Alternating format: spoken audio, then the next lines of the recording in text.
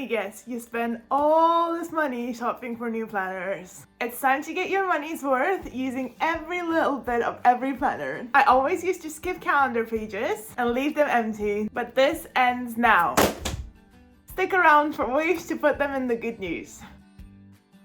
First, let's look at the pages which actually have calendars on them. The fact that there's the side bit with lines gently suggests that there might be use for them after all. I feel like these could be great trackers, be it mood or some sort of a habit or even symptoms. For instance, if you're getting headaches, this could be a great way to track them and see what are your tendencies. How many days were affected per month? I feel like it's helpful for things you need to see the bigger picture of. Any symptom would do. You could even track your monthly cycle if you have one. I still remember having little period product sponsored calendars from back in the day. Good times. You can also create a tracker and color code it. This is my journal Happy Planner, so I thought it would be a great idea to track the mood here, but in a memory keeping kind of way, so more like what that day was like. I have categories as work was okay and hate my job, which is great to track how many days I'm resenting my work. I have an amazing day, lazy or productive day, social day, or date night. It's really fun to see it filling up and starting to note some tendencies. I think I'm going to do the same thing for next year too. This journal only started in July, so I covered the unnecessary bit up. Another tracker I set up in my classic Happy Planner is this exercise one. I color-coded all the different workouts and it's great, especially to see how inconsistent I was with my workouts. You could track a single habit too, like reading, just mark it if you read that day and such.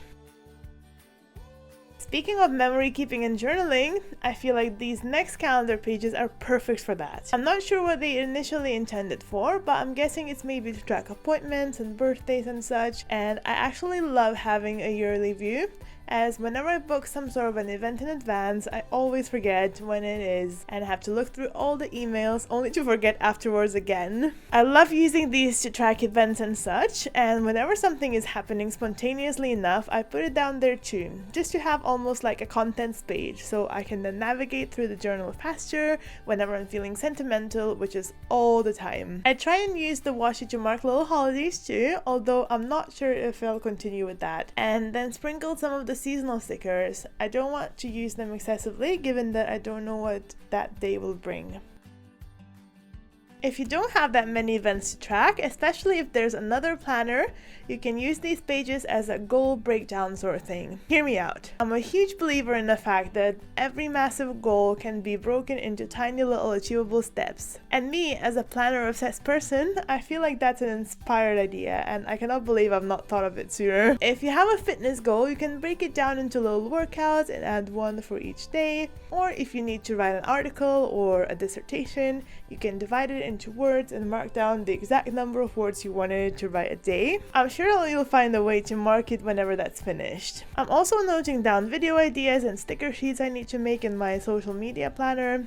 This way, I'm keeping myself accountable, but also as an added bonus, I get to have all my ideas out on my head and onto the paper before I forget them.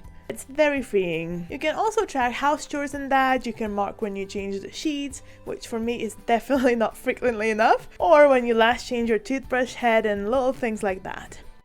You can also use these pages as trackers for various stats. I love stats. They give me great joy. For instance, if you're working somewhere where your pay is based on your results, you can track how much money you brought in. Like me in my job, I get paid based on the procedures I do a day. It's probably the same with hairdressers and that. So I could write down the money I made that day to keep track of it and see if it all reaches me. Similarly, this would be fun to track the tips or even your expenses per day. You could also track steps, calories, pages you read, or words you've written, episodes you've watched, whatever you'd like. I also used to use them to track followers, but I feel like that's a little too much sometimes. I get too fixated on that. I love the idea of turning my life into a whole bunch of fun little metrics. Is that weird?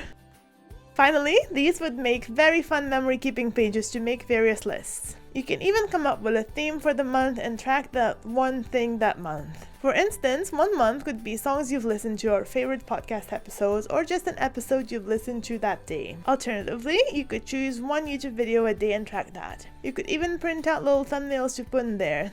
That just seems like such a fun thing to do, albeit a bit more work. Another month, you could track your favorite food that day, or only breakfast, or favorite snack or drink. I feel like that would be so much fun to look back at, and you could live through that month again, since it's these little bits that usually make our days up. Any sort of a favorite and list you can think of.